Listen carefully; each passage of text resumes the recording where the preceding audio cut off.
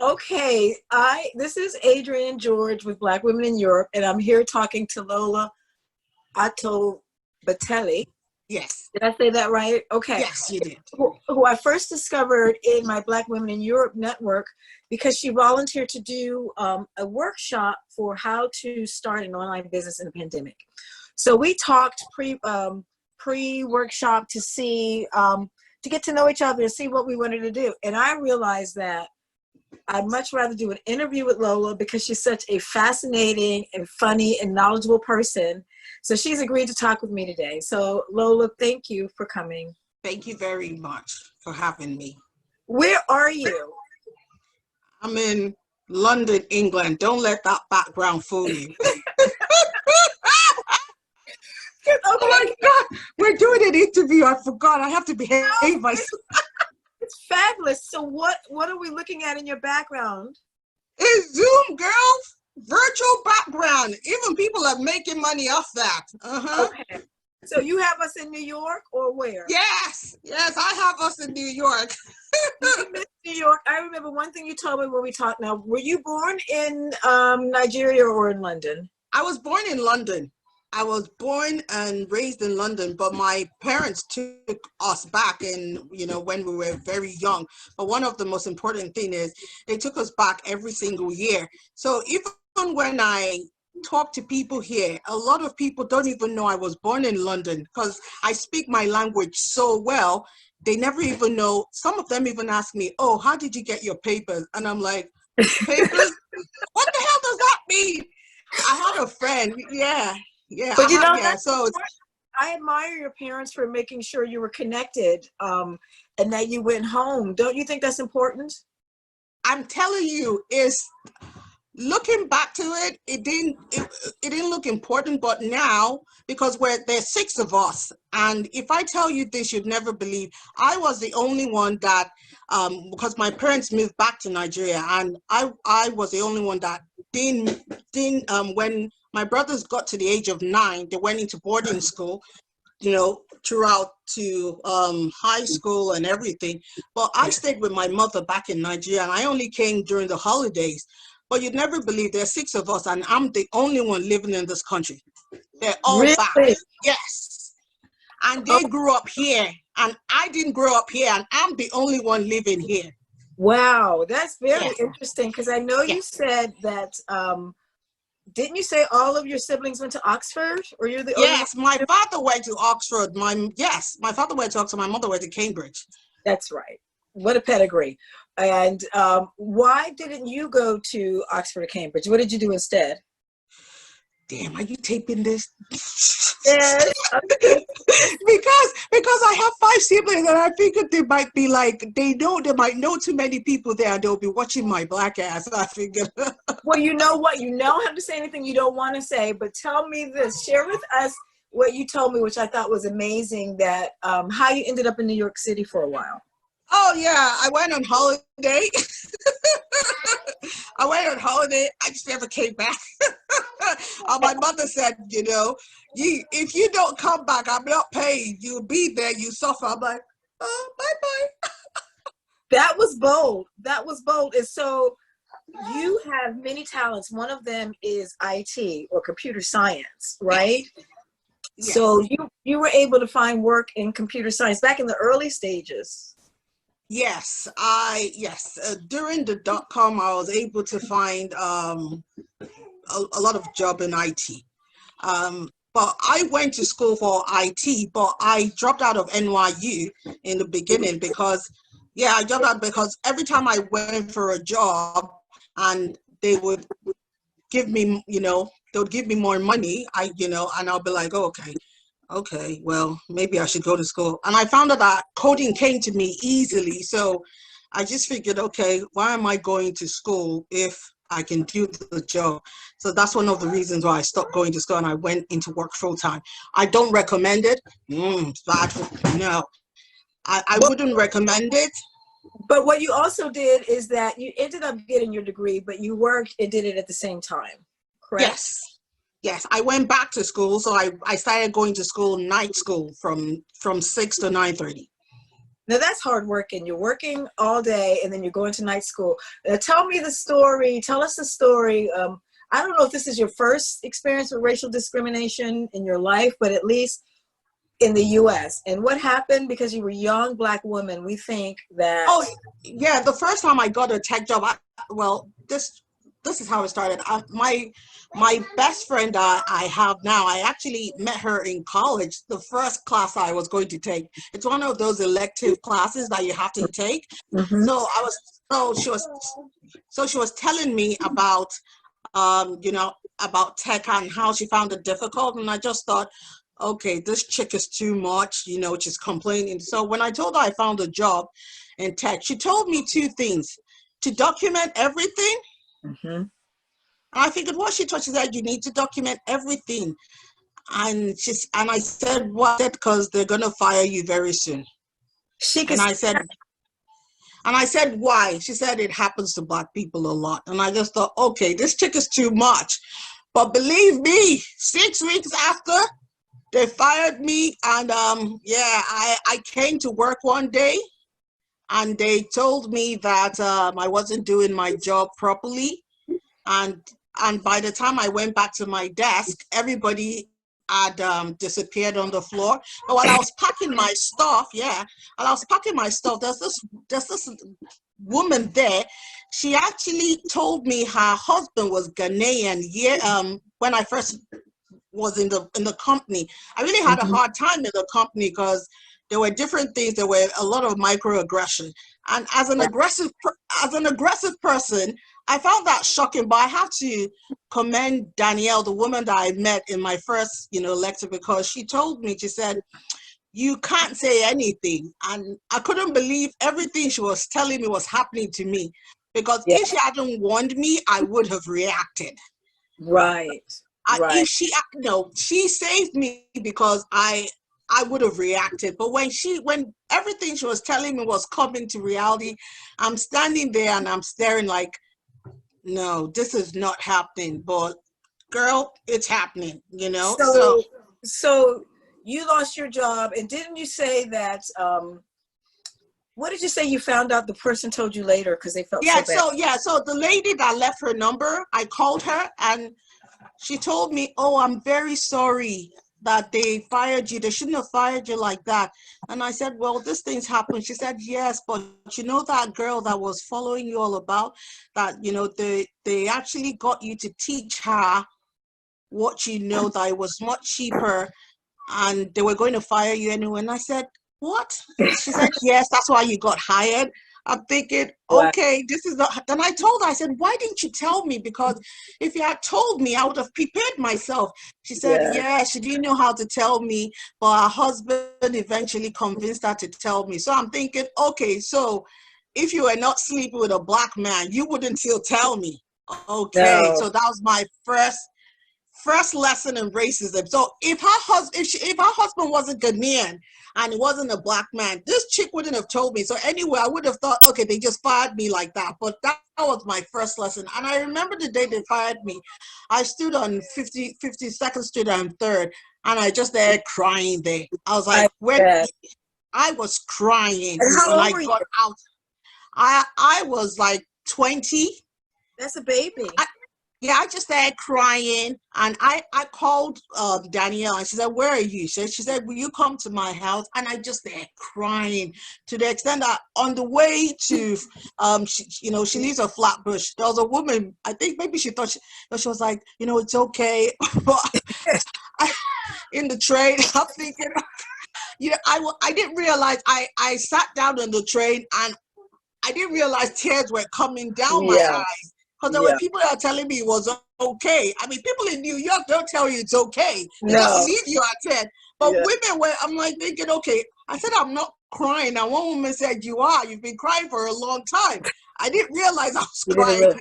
Well, Because how did you rebound from that experience? Because that had to be very hard.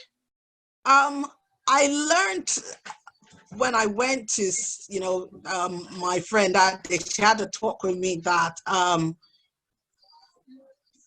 it was going to happen again. She said Uh-huh. that. Uh-huh. She said it was. She said it's going. She said the The good news is you're going to learn a lot as you go along and have a thick skin. The bad news is going to happen again and never stop. And she said the bad news is you know how to code. A lot of Black people don't know how to code. No. And you are not going to get to that place. And I said, what? She said, you're not going to get to that place. I just need you to know that there's a glass ceiling. I said, yeah, there's always a glass ceiling with women. She said, no, there's a glass ceiling, especially in tech, because you can do the job, but they're not going to let you get there. Wow. So that's a hard pill to swallow. Did you get any more tech jobs, or did you decide to take another direction? No, I took another tech job and the same thing happened, but I learned because in the classes, I was in a tech class, and when in the tech class, there were about 20 white boys there, about 2 or 3 Black women and Black people in NYU from international, schools, international student, and there were about 10 of us. But every time during the tech class, one person would disappear and you would hear, oh, he just got funding. I'm like, what does that mean? And they're like, oh, he wrote a business plan and they gave him funding. I'm like, oh shit, that's how this shit goes. Yeah. And after a while, they all started disappearing like that. But, I just thought, okay, how is it that, they can get funding? But I realized what the key was, why they were getting funding, and why I wasn't going to get that funding, because as what Danielle said, she already broke it down for me. So I decided, and I realized, okay, if this is happening, let me go into tech and learn as much as I can learn from them. But I've always had it, when that happened to me numerous times, I went into every job to learn everything about that company in order to be able to start my own. I didn't go in there looking for a job. I went in there to look for what they were doing so that I could make my own version of it, because I realized, like what she said, I wasn't going to get there. So when did you do your first tech company or start being an entrepreneur? It was during the .com bubble where, I came to, they put everything in a box and they said, oh, say lovely. I said, okay. Say lovely. Yeah. By that time I was already used to a lot of microaggressions, so I just thought, you know what, okay, this is the time. And besides that, during that time I found a friend. I hadn't seen her in a long time, and I saw her, and she told me she just bought a house. And I said, how'd you do that? She said, Dubai. And I said, what do you mean Dubai? She said, oh, Dubai is where the tech is now. And I said, how is it with, Black people? She said, they don't care as long as you can do the job. Right. So I just figured, okay, this is my way So out. you went to Dubai? No, I came back to London. I was going to go to Dubai. That's where the China thing started again. Okay. Just got me. I already applied. The week I was going to go, I've been hearing a lot about China, how it's the place where dreams are made of, stuff like that. And then it was during that era where in England, every single week, there was a film or documentary about China or a company going under because of China. And I just thought, why are they going under then? I was told that it's where even the little man has a fighting chance. What they used to say about America. Sounds like what they used to say about America. Yes, that's what I used to say. The joke was on me now. Yeah. So you shifted your focus from Dubai to China, and what did you do? I just packed my stuff, and then it was the ticket then about 20 years ago, 25 years ago, was £100, and I just packed my stuff, got my ticket, and got on a plane. I heard so much about a place called Yiwu. I've never, when I was looking at where to start businesses, there was a place they were talking about. It's a manufacturing hub and everything like that. So I just bought a ticket and just got in contact with people on WeChat. I heard about something called WeChat and on Alibaba. So I started making friends there. There were business people so I told them I was coming to China, and I just bought my ticket and I got on a damn plane. Did you get a one-way ticket or a round-trip ticket? No, you have a round ticket. And was it to start a tech company, or what were you going to do? Just research? Research, because I figured, okay, I looked into starting a tech company, and then that's when I realized there's a lot of money involved. It wasn't £500. It wasn't £1,000.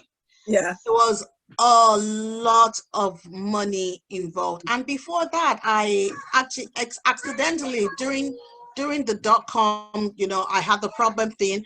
I actually fell into online gambling, where I was building gambling, and I thought, okay, that would be an easy way out to start a tech-com. But when I was looking at how much the servers were then, some of them were £500,000, some of them were 100,000.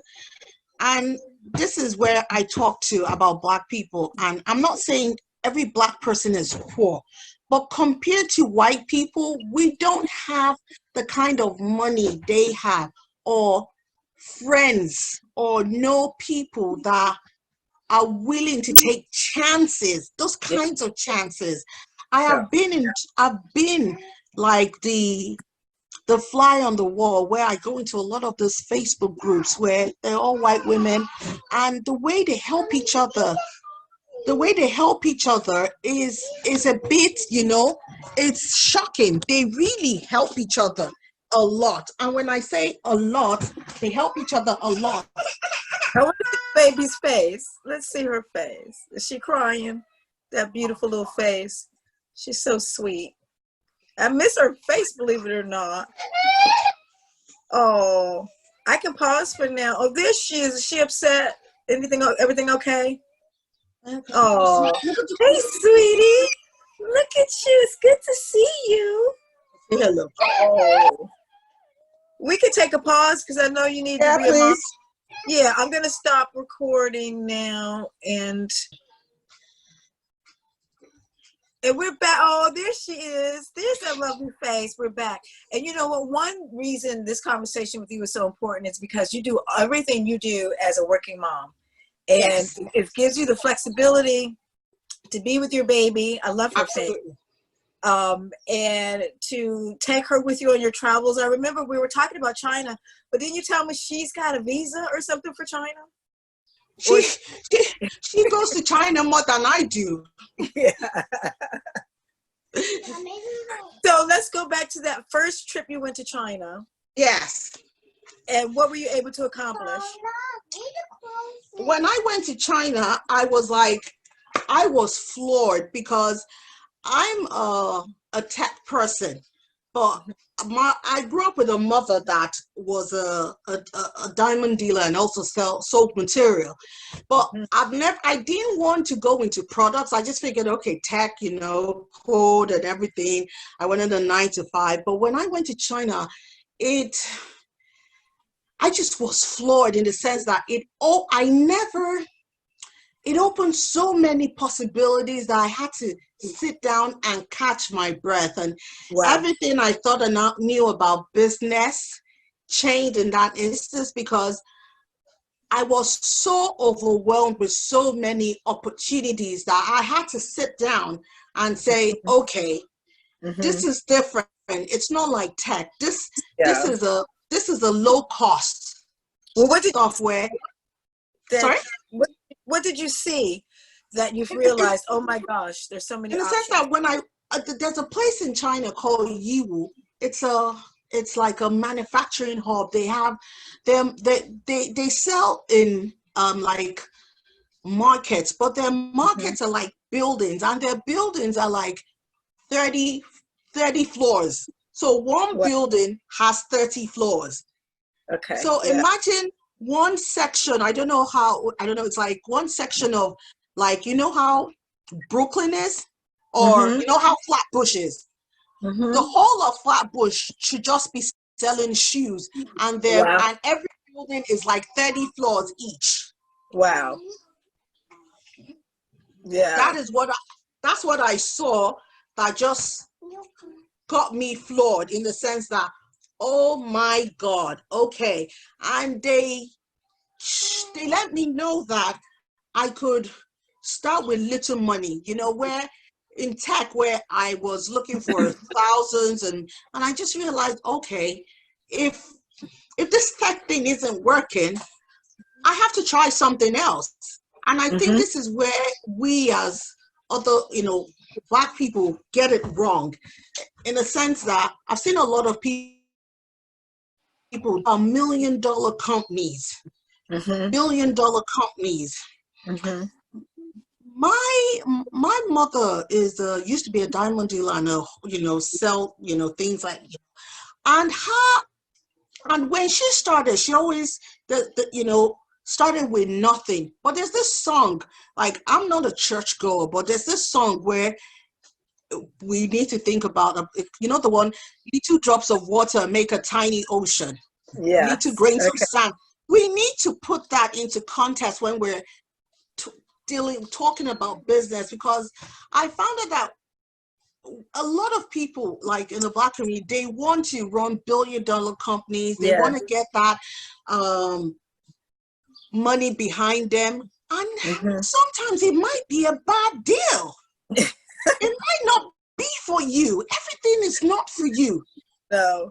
So what did you start with when you came back? You were in China. Did you make any deals then and come back? Yes, when I went to China, I bought so many things. I bought hair, and this were like weaves. And those times they were selling the weaves for like $5, or was it $5 in New York, $10 the natural, you know, the straight weaves. When I got it in China, I got it for like 25 cents.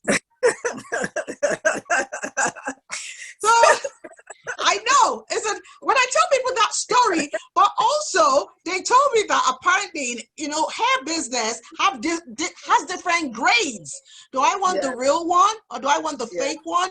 Do I want the fake one, the real one, the real with the fake in between, or the 40% fake, the 10%? I'm like, oh shit, you got me now. There are different kinds. They said yes. So I was like, oh my God. So I took 100 pounds and I bought hair that was 25 cents each. Wow. And I bought a whole suitcase of it. Yes. And when I came back, and which was like over 1,000 pieces, when I came back, I sold them for £5 each. So you spent 100 pounds. Yeah. That was your first, and you sold it. You for 100 pounds, you bought 1,000 pieces and sold them for you made 5,000 pounds out of 100 pounds. And that's when you realized, you were like, hey, I got I'm in the wrong line of business a long time ago. Damn, Lola, you're in the wrong line of business. This is the way to go. Yeah. And I have to say a note of caution. I didn't make that 5,000 at once. Right. Because there's this thing, I watch a lot of this interviews where people interview people, and I don't know where they make their money, how they make their money, but a lot of these things, a lot of them say, I can't relate to it. In a sense that, oh, I made 5,000. I'm like, just like that? Right, there's nothing. Who the hell are you? Yeah. Who the hell are you? Someone giving you $5,000? Yeah. What the hell am I doing wrong? Yeah. You know? I made that money, but I made that like sometimes I would make 500 pounds, sometimes I would make 100 pounds. You see, so when I calculated everything, yes, it came to that, but I didn't make it all at once. So when they say that, sometimes I shake my head, because if you're not a business person, they're selling you, what is it? What's that phrase? Some kind of dream that, you know, got people, you know, and I think for me, that's wrong, because I didn't make that $5,000 at once. Sometimes there was a time I put it on Craigslist, and someone bought 500 pounds worth. That was how the bulk of my money came. So what channels did you use to sell? Because this was 20 years ago or so. I sold it on Craigslist then. Wow. Because when I came back to London, then I just took my stuff and I went to New York and I posted it on Craigslist. I went into the bathroom, took a shower. By the time I got back, I had already got like some messages about they were in. So I was like, oh shit! And I guess because I bought it for 25 cents, and the Mm-hmm. people were selling it for $5, but I was selling mine for $4. So Right. I got a lot of messages that people wanted to buy, so that's how I was able to shift it. Now, I how did sold. you know? Did you learn from your mother, or how did you know? Okay, you said instead of me trying to sell it for $5 or £5, if that's what somebody else is doing it, like you said, it was more concerning to you that you got rid of your stock. No, Like, tell us about pricing. How is pricing important? because okay, this is what I say, and I understand a lot of Black businesses where, yes, they say that their pricing are very high, and I asked them, why is their pricing very high? And there are two things that stood out with me. They Mm-hmm. buy from the wrong person, like they buy from people that have already. They're not buying from manufacturers. Right. They bought for someone like me that's already made the stuff, then resold it to them. Or you know what? They're just plain greedy. And it's not a nice thing to say. I've seen it. I've seen it. It's not what they've told me. I've experienced it. Yeah. And Yeah. I can talk to you about that. I would never say that in front of anybody else, but as a Black woman to a Black woman, I would tell you that. And Yeah. in a way, it's a problem in our society. I've seen it and I've experienced it, and I've seen it here in Sweden, where there was one sister in my town that had a black or Afro, whatever she called it, hair shop, and you go to buy products, and I look at the prices, and they're outrageous. Outrageous. And I talked to another brother in the town that he had a lot of different businesses and sold sunglasses at the market, and I said, why are her prices so high? I said, does she not have good wholesale? He said she's just greedy, just like what you said. Because you have the market on the supply, but I don't know if she moved anything, because it's the prices were just so high. Glad somebody is saying that. I'm glad somebody is saying that. Do they sell it? I'm glad somebody is saying that, because I find it disturbing, and I'm like, I try not to tell people how to run their businesses, like my mini doll keychains, right? I tell people that. You have one. Yes, my mini doll keychains, And you have to tell us about that project too. Okay, your mini doll keychains, yes. When I went to China, one thing I ensured, or I always tell people that New York and America helped me for, is the sisterhood. That I was surrounded by so many Black women that didn't hide anything from me when it came to even relationships or business, like where a lot of them have failed. They never hid it from me. And I had a lot of friends that went through divorces, and I'm 43 now. But then when in my 20s, I had friends, because I was going to the adult education, they were in their 40s then, 50s, So, and one thing I remember, they never hid anything from me. And I think it has helped me in life, because the reason why I said that is they're like, don't be like me. I've had a friend say, you need to see where I made that error. Don't do what I've done. Yeah. And because of that, that has helped me in the sense that,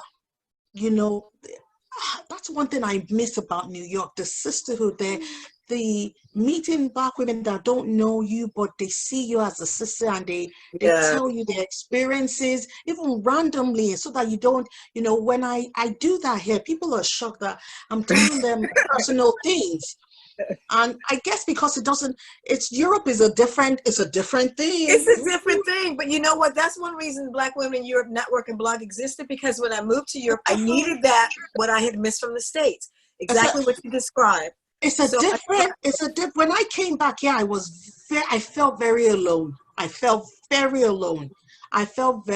Even though I'm glad that during my time there's phase, because I don't know how I would have coped, but I still felt alone, in the sense that I couldn't go outside. But the only thing that saved me was my friends would call me every day. So it was as if I was in New York, but I just never stepped Yeah. out because they would call me with random stuff, or when they were fighting gossip. I'm like, I'm Yeah. far away. What the hell is going on? But I realized I shouldn't do that because I miss that, and they love me. Yeah. That's why they call me, like, or Exactly. in between work, someone will call me. I'm Yeah. like, aren't you at work? I said, yeah, so they're paying me. What the hell? You the one paying me? I'm like, oh shit, don't mind me. Don't mind Yeah. me. Call. Yeah. Yeah. It's like you don't see that here. Or, sometimes when I call my girlfriends and I'm like, wonder, is that you? Why you talking like a white girl? So because about my job and I need to get paid. Like that. I said, they'll take you away. What you Yeah. doing? That's one thing I don't see here. It's a different thing. Well, For we've out, got it in our network, just like you stepped up and said, you do a free workshop. I've been trying to build that here. I did notice a difference. That's why we do it. But that's one reason I clicked with you right away, I think, when we talked, because you yeah, are so open, and you yeah. are willing to talk about mistakes and things you've done wrong. What is one of the biggest, okay, so after China, your hair, and it took you maybe several weeks or months to sell the hair. When No, did you just, it how took long me did it 6 weeks to sell the take? 6 thing. weeks. Okay, it took you 6 weeks. Mm-hmm. And were you working on any other projects at that time? Or what did you Because I, decide you were going to do because next? I'd seen so many things up in China. I was just thinking, how the hell do I get more money? I get out of New York. So my main aim then was to just start saving. Just Mm. to, because I saw so many things and I just couldn't stop talking about China. I'm like, I would talk about it to every black woman I see, and then I just stopped. I couldn't. When I went home for Christmas, there were, because I went to Nigeria for Christmas. I had a lot of, because I have three brothers and two sisters, a lot of my brother's friends and my brother's sisters, they're like brothers and sisters to me. A lot, Mhm. in Africa, they do a lot of business. I would talk to all of them about it. And Mhm. actually, 15 years later, Mhm. an incident happened because a friend of a friend of my siblings that wanted to go to China went to China because of me, because I'd hounded them Uh, so much about it. And yeah. when they came back, he was extremely upset because he Why? What said happened? when he went to China, when I came to Nigeria then to tell them I was in my 20s. But he went to China about 5 years ago or 6 years ago, 5 years ago. And he said, when you came, I was still looking at you as Lola the baby. He said, I should have listened to you 15 years ago. He said, because exactly what you said. He said, but when you were talking, I was just still looking at you as the baby. He said, Yeah. because he said, you mentioned something about people not wanting people to help people to go there. I was the one that helped him to go there. He was Yeah. asking me to come along. And I said, you can do this yourself. You go get everything done. And he went just like I did. And when he went, he was like, exactly how I felt, because he said he couldn't believe, was wondering why I kept talking like that about, Yeah. oh, that is the place to make money. But when he went, he was floored also. Yeah. He was floored. He's a person that sells clothing. But when he got there, exactly like I did, he was thinking about other businesses. And I Yeah. was shocked because it's someone that has been in the clothing business for 50 years. And I was thinking, what are you Yeah. doing trying to sell shoes? What the hell are you, and Yeah. jewelry? But Yeah. exactly how I felt when he Mhm. went there, the kind of opportunities, different kinds of machineries that you never think you're able to afford, that so I'm glad that happened, because when he said that, he said, I didn't believe you. I always still looked at you as a baby. He said, but when Yeah. I wanted to go and people were so difficult of trying to help me, I said, oh, let me call Lola the baby. And he did call me. And, when he called me, I just there laughed. I said, you really want to go to China? I said, okay, I'll help you. So within like a week, he got his visa, his ticket. I said, I can't believe it. You're really going. When he So got you there, helped prepare him and gave yeah. him tips people when he's on the ground, what to do. So how were Yes, you? yeah, and Because a lot of people talk about racism in China, and yes, now that we see on the news with COVID, a lot of Africans were being accused of spreading the yes. disease. And what was your experience then when you were in China? Did anybody? Oh I yes, know there's when a I'm a tourist, people want to take pictures with you, and they're curious. But what was your experience? there are two incidents that I experienced in China, and when I went there, I met. I saw that the Arabs there assumed I was a prostitute. Yeah, exactly. Yeah. And I couldn't understand why until one day I sat down because I was supposed to be somewhere, but it wasn't until the afternoon. So I went into a place to eat. So I was talking to one of my I found out later when I got to China that even though 10 years ago that they blocked Facebook, Instagram, the Facebook then, you could use VPN. So even while I'm in China, I could still use Facebook then. And so I went into a a store to eat. Mm-hmm. And I was talking to a friend of mine, and I was like, oh, I have to wait till, afternoon. This Chinese people, they don't wake up until 1 p.m. And I was talking, and this Arab man said, oh, hello, where are you from? And I said, I'm not a prostitute. No, I'm not trying to sell nothing. So go away. He said, are you from America? Then I said, yes and no. Why? What happened? He said, no, I'm just trying to ask you. Then he seemed friendly enough, and that's how we became friends, and we're still friends till to now. And he said that the problem was, if I wanted to know why that was happening, I should come out at night. And I said, what do you mean? He said, come out at night. And I said, no. He said, okay, you want to know why? He said that the African women that were living there, a lot of them were doing prostitution. Mm-hmm. I said, no. He said, come out at night. And lo and behold, he called me. I took him to my hotel then, and he said, come out. And he called me. And when I got out, I was floored. I saw them. Okay. So they were, wow. Okay. So was that primarily why they were there, for prostitution, or? Yes, some of them came for business, and they turned tricks. Yeah. But some of them were living there thinking China was the place for dreams. There are different kinds of dreams. That's why I tell people that when I say yes, China is a place for dreams, but I had money when I was going there. I didn't go there blindly. And a lot of them went there blindly. It's like I tell everybody, it's like, when they're talking about this $1 million company, yes, you can be a $1 million company, but I don't see, this is not about not having any belief, but I don't see a lot of Black people getting funding.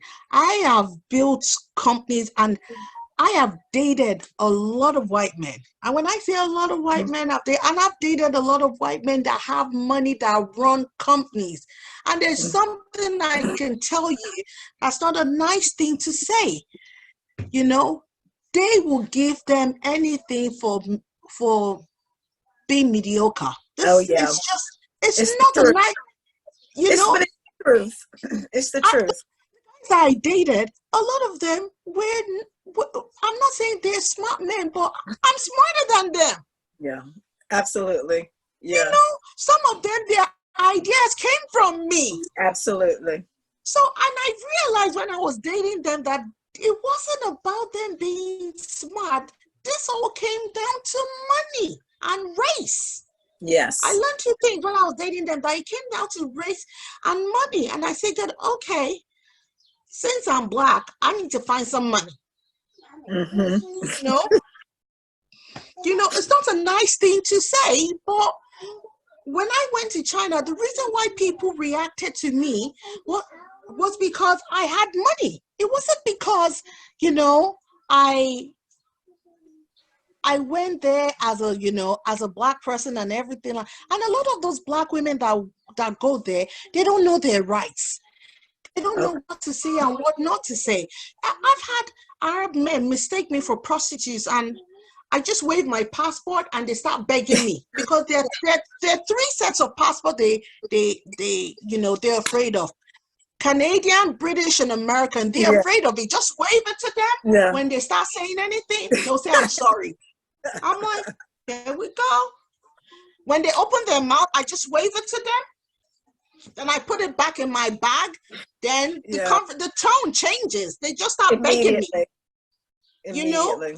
But a lot of those African countries, the embassy doesn't even regard them.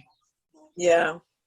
So were you able to befriend how long would your average trips be in China, and how did you make your friends? My average trips were 2 to 3 weeks, but the last one I went was 9 weeks because I went to manufacture for someone, because now I help people into manufacturing. There are people that don't like to go there.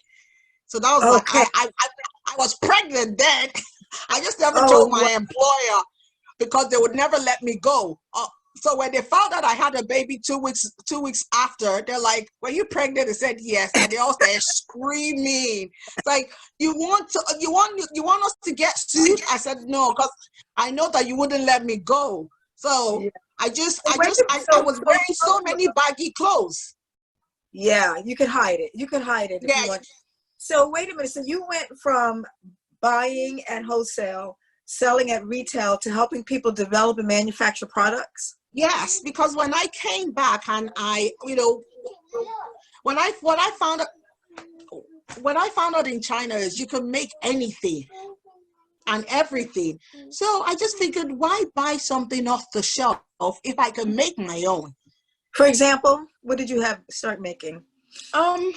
I think you showed me handbags one time. Yeah, the handbag shoes. And I just figured, okay, I would show them and they'll say, yeah, we can make it. We'll make you a sample first. And when they first made my sample, I was like, oh, okay, we're in the right business now, And I just thought, okay, because then all those dreams I've ever had of like, oh, I wish I could do this. I just started putting them to pen and paper in the sense that I was writing everything I would like to make. And then, like I mentioned to a friend of mine, because my house is full of samples. And when people say, oh, how did you make them? I tell people, I just slide into people's DM or contact people by Facebook that,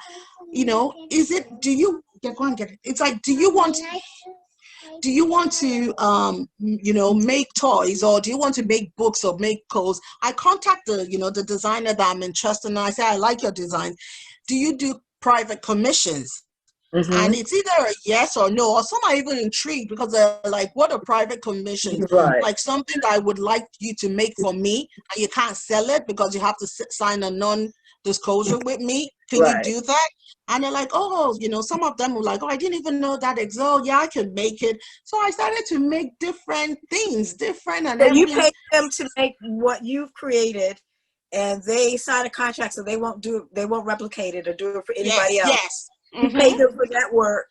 Yes. And then you'll take that design and have it manufactured in China.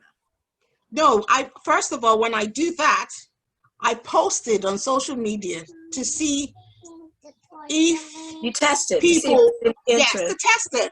Yeah, because I've made something where I liked and I couldn't sell it. It took me 10 years to sell it. Now, see, I love how you're so honest, and you say so that you would consider that a learning process. But now that taught you that. Not a learning process, a failure. Stop it. That's how people go under. If I didn't have the money, if I didn't have a lot of money, I would go under. That's how people go. Folks, don't try this at home. Yes. Okay. So after that, you only did that one time before you said, let me make sure somebody else likes it. Okay. Well, you're a quick study. No, because I did post it, but because I liked it so much, I was like, okay, I'll still make it. And, people were, yes, Christina. So I was like, okay. So ever since I make things, I would post it to see what people's reaction was. If I got a lot of reaction, then I would make it. If I didn't, I'll put it aside. Sometimes I would bring it back again and post it. Sometimes maybe the wrong people were there. Exactly. But if I don't get any reaction, it goes to never again list. Okay. Well, let me ask you this. because our hour is going to be up soon. And you created your own products. You help Yes. other people develop products. You bought at wholesale and sell at retail. How is this COVID pandemic affected you? Because you haven't been able to go to China and get more products. So do you have enough stuff at home? The thing is, to be honest, I never really have to go to China because, like you said, one thing I thank you, New York for is I've made so many friends. You know, remember the guy that I told you I met? There's a reason why I was there. Ever since I Yes. met him, then I really don't go to China. I have lots of people I call and I say, go to the market or go and look for this and put your video on. I want to see that you're in the Yeah. market. And they Yeah. talk to me and, or sometimes I would send them things and I'll say, go and find someone that can make it for me and tell me what the price is before I get on the plane. It's because I find relationships also matter. You have to Yes. develop those relationships. And that has saved me a lot of money from going to China. Most of the time when I go to China now, it's because I want to go. Yeah. Or I don't really need to go because I've developed a different kind of relationship where I don't really need to go. All I need to do is like call and say, I need this because of the friendships I've developed there. That's fantastic. That's fantastic. And your latest way, you've always tried different ways of selling things. You've gone from Craigslist to what other platforms have you used? If we can chronologically think about it. I've gone from Craigslist to You've been in the markets. You've been out in the markets, yes, literally. I sell in the markets in England. I used to sell at all the markets. Then I stopped selling. I go to event now. Then I sell wholesale. I used to sell wholesale. Now I've stopped selling that this year because they'll try to ruin me. I ain't trying to go down that road. I just need my money. Well, that's some business. So that's one example of sometimes it's not worth doing business with people. No, it's not. It's not.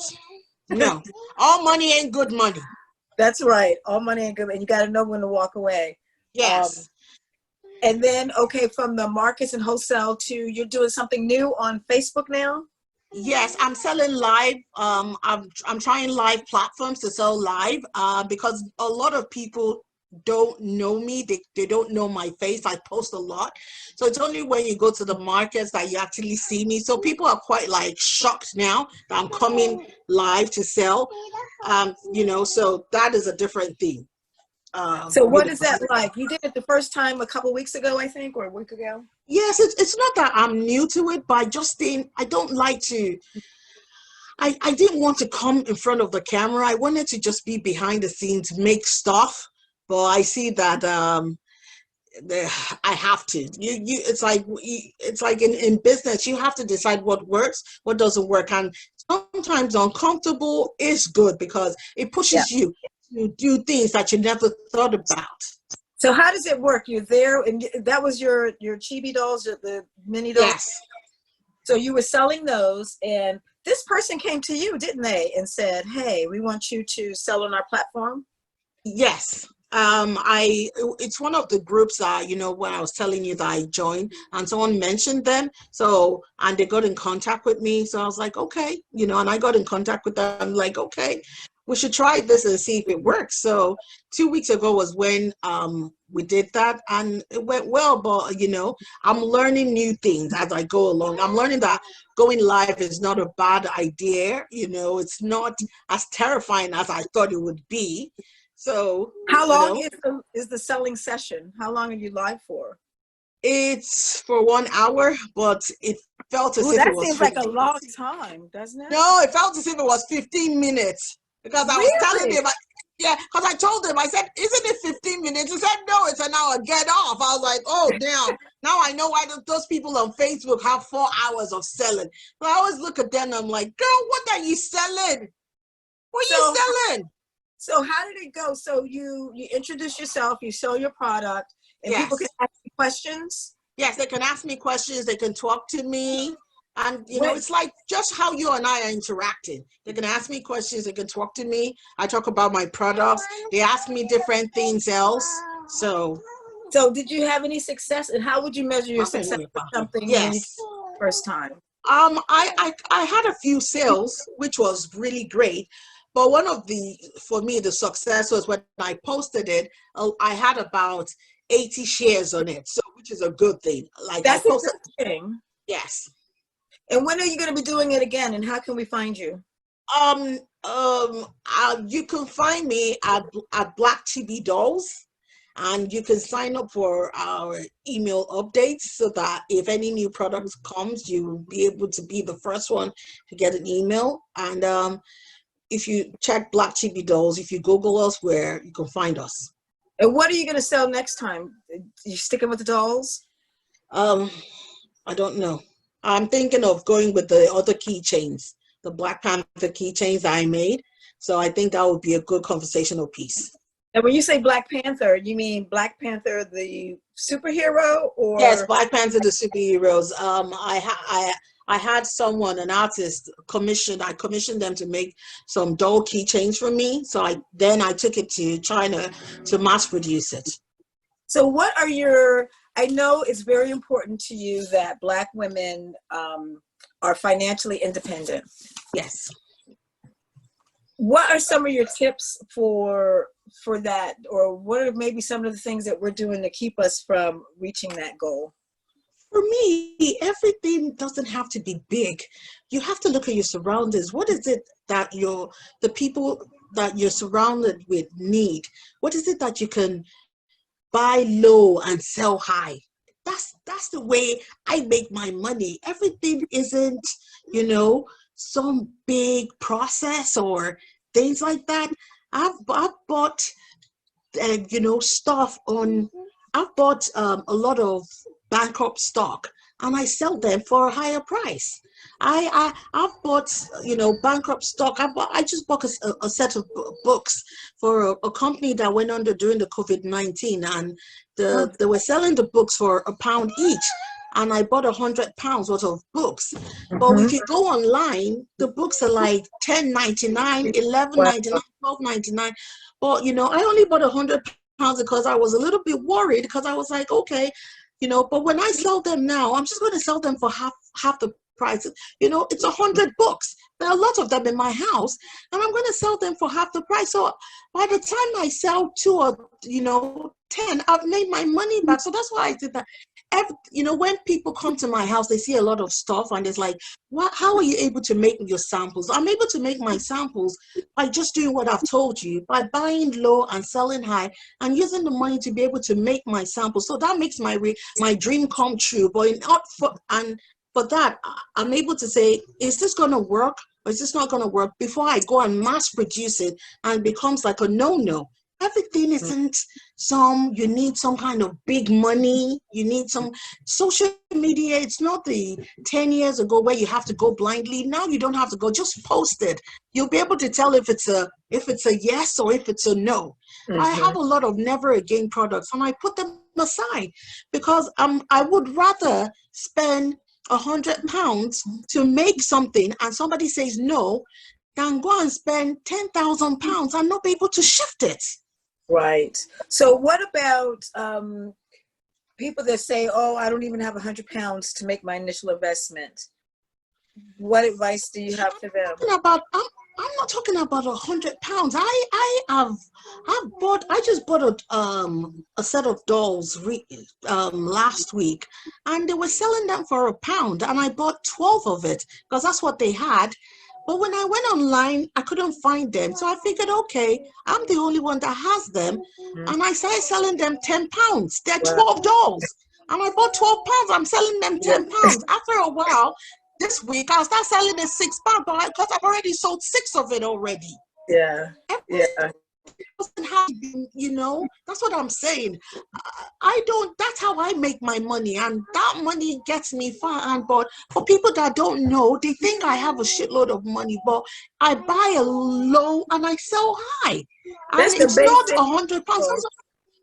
It's just the basic. I have lots of 12 pieces of things or 5 pieces of things in my house. 5 pieces of a book, 10 pieces of a doll, 10 pieces of, some kind of, some hair. Do you see what I'm saying? Mm-hmm. That's how I buy low, sell high. I look online, where can the wholesalers, where can I buy low? Where can there are times where, because I've bought, I look at a product. I bought a set of doll furniture one time, and I just looked at it. I took it on. It was £5, but when I went to the market, I was able to shift it for 20. So Wow. when I came back, I went into the store online, and I bought all their products because I was worried about somebody googling it and finding out that the shit was £5. Yeah. 200 and I bought 24 pieces of it, and I'm still 24. I'm still But selling Lola, it. speak to the work behind that though, because that means for every customer that you sell to online, then you have to package and Yes, post those things, right? yes, So yes. people have to be prepared to, because you don't want people coming to your house and picking stuff up. No, we don't do that. We're No. from New York. There are too many crazy people. We don't do that kind of stuff. Ladies, don't do that. You're black. Nobody's gonna look for you. They look for white people. They don't look for black people. Okay, stop it. You're right. So we have to be safe. So smart Yes, and safe, and be prepared to do the work. Be prepared to make some mistakes, but there are ways that you can minimize your mistakes by, as you say, testing things on social media. And yes. also, another important lesson you had, that was all money's not good money. No. So be prepared to walk away from some things, and especially if they don't feel right. Isn't that a good Yes. barrier? How did you learn, before I let you go and let your cutie pie go, how was your first, like you said that you stopped doing wholesale with some people, and not going to do business with some people because all money's not good money. What's that experience been like? Like, what taught you that lesson? Last Christmas, like my doll keychains, I was talking to one of the groups that I was in, and because of the quantity I made, she was like, "Oh, you sell it wholesale." So I said, "Okay, I'll walk into shops and try to sell it wholesale." And Mm-hmm. 90% of the shops that I wanted to sell it to didn't want it, but I went back and I convinced them, and they took it on sale on return, and that was my greatest error because the keychains, like I said, after a while, when you start selling things or you start doing things, the thing becomes second nature to you. You know what sells and what doesn't sell. When you fail at something, I'm not saying that you have to fail, but in a way, you do have to fail. Now it's like, I know what sells. I don't need anybody to tell me. And people say, "Oh, you're so good." No, I have a lot of never again products. So Mm-hmm. that's how I'm. But I knew that this was a different thing because they didn't have it. And I took it to a lot of those shops and I tried to convince them. And the greatest error was, it made them money that they never anticipated. It made them cash flow money. So Right. because I have one of the retailers I'm very close to, we're like family, and she said the doll keychains have been a lifesaver because in a day she can make £100 out of it, Yeah. and she's able to pay gas, electricity, and Exactly. it's like those everyday things, and that's what the problem I have with all those stores. Apparently, a lot of them were not making money, and those keychains became those everyday money, and now I can't get my money. So they didn't want. So they took it. You let them take it, and they only had to pay you if they sold anything. Otherwise, they were Yes, product. And so now they're selling it, and they see, oh, this, like you say, this is my cash flow. They don't want to pay you what they yes. owe you. Because Okay. they've been owing money since they've been owing bills, and those, if you're getting £100 every day from selling a doll, or £50, you know it's like, oh, this is a whole new thing. I've had that numerous times, and every shop that I put my things, I go in there randomly or I send people there, and there's a reoccurring theme. Oh, it's our bestseller. It's what we sell every day and every day. I'm like, okay, if you sell it, where the hell is my damn money? Yeah. Okay. So unfortunately, have they been businesses in our communities? Yeah. So you decided that you got your stock back, or sometimes you just have to walk away, or what do you do when that happens? You just have to decide that you have to walk away from certain people. You have to walk away from certain Yeah. people. It's like my mother always says, it's better to have your stock at home to be seeing it. When she said that when I was 6, I thought she was crazy. It's better to have your things at home, you're seeing it, and somebody owing you money and they won't want to give it to you, and Yeah. they've sold your stock. So yes, I Yeah. believe that phrase. I used to think why, but no, it's better to have your stock at home. You're looking at it. Don't worry, you'll sell it one day. Done. Somebody else has it and they won't give you the money and you're hounding them. Yeah. I'm going You to ask know? you one last thing before you go. If somebody wanted, say I had an idea. Okay. Yes. If I can show you this. This is one of the favorite things my friend, one of Oh, my, the Obama, yeah. yeah.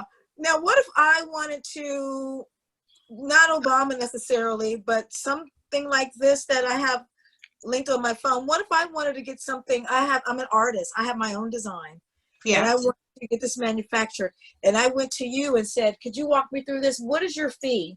And do you help people like that?" Yes, I usually it depends on what they're doing before I charge a fee. Mhm. And also, if I'm going to manufacture for them, then they have to pay, my for me to get there, Right. and my living expenses to be there. But also, from the total cost of everything I make them, I get a 5% of everything they're selling, Okay. they're manufacturing. So that's like my fee there. So that's Okay. what I tell them, because 5% in expenses. yes, because the reason why I said that is because there are a lot of small businesses, and because I've been in business in China for a long time, the way I make my things is not the way regular people make their things. Don't try this at home, folks. You know what I'm saying? This thing is recording, but yeah, we're legal. Of course, you're legal, and that's like you say. It's all about relationships and networks. It's all If about you, relationships. It's like I've met a lot of people. When I met a woman recently, she was selling a doll, and she told me she sold it. She was selling the doll £40, and I said, why? She said, oh, when I went to China, the people there, and because she was asking me, because I there's a doll that I have that I sell £6, and like she has, and there's another doll that I sell 10 pounds and 20, and she said, how are you able to sell that? I said, it's the way I made it. She said, oh, when I went there, I was like, I don't talk to them the way you talk to them. Leave me alone. I'm like, I don't talk to them the way you talk to them. I said, first of all, why would you even sell that? You're selling that to the Black community. How many people would buy that? I wouldn't even buy that for my daughter. If this one gets a doll, she takes the head off. The first few minutes, I asked her, I said, I'm surprised that you're not in jail. I would be in jail because my daughter would take the thing off. I'll beat her up. Then they'll call child services for me. So I can't make a 40-pound doll. What am I smoking? I ain't smoking. yeah, yeah. I'm like, who's gonna buy that? How many? I look at myself. Will I buy that before I make a product? Will I buy 40 pounds doll? Come Right. on. Not for your child. Not for your child, because as you say, they're yeah. I said I'll buy 20 dolls for her. If she make it one by one, yeah, that's the good way to go. She can't bring 20 dolls. Somewhere along the line, I said, but one doll for stop it. Stop it, Yeah. people. Now, I said that was the last question. I just have one more. Oh, Are you going to have any partnerships in Nigeria? Like, you work on getting, like, what is it that you can buy in Nigeria? Maybe I'm just thinking of myself. Like, I know I want, in Sweden, it's hard to find African fabrics, but I okay. know I want to do things like to make house furnishings, I do a lot. In fact, I'm going to Nigeria in December because I have a lot of things to buy there. I do a lot of business in Nigeria also. But speaking of fabrics, that's what my mother used to sell. And actually, I never told you this. I studied graphic design because I was going to put my graphics on the African fabrics. Yeah, I'd buy that. Yes, I was going to do that. Then when I went to China, they told me I had to make 60,000 meters. That's a lot. That's why the dream went down the drain. Okay. And got something else. But when you come back from, maybe I can arrange for you to bring me some stuff back from Nigeria. I buy. It's like, that's why I tell people that anywhere you go, no matter what part of the world, there's something you can bring back to where you're coming back and buy. And that's what I make an effort to do when I go into different countries. When I go into Nigeria, I look at things that people in Africa would normally never buy. Right. It's like now, so recently now, I saw this white woman selling those plastic, you know, those plastic dolls they used to have in Africa years ago, like the clarinet dolls.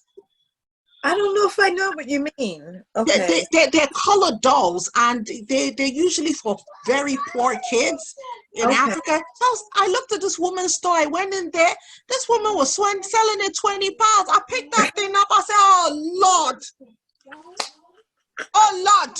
Then I called Africa. This like 10 minutes later. I said, "How much this sell?" They told me it's like 10p. I said, "Oh Lord, I'm in the wrong line of business.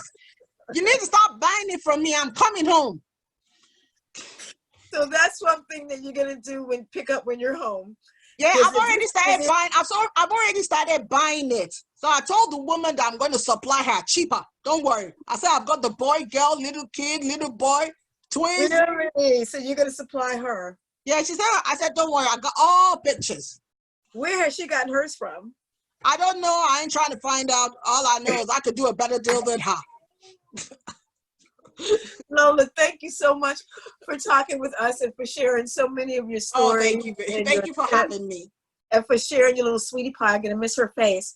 But offline, we're gonna talk soon because I want some stuff from Nigeria. And Okay. remind us where it's striking. Is it striking? No, we find you at Black Chibi Doll.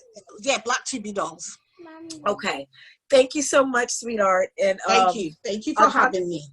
thank you. You're welcome. Bye-bye. Okay, bye.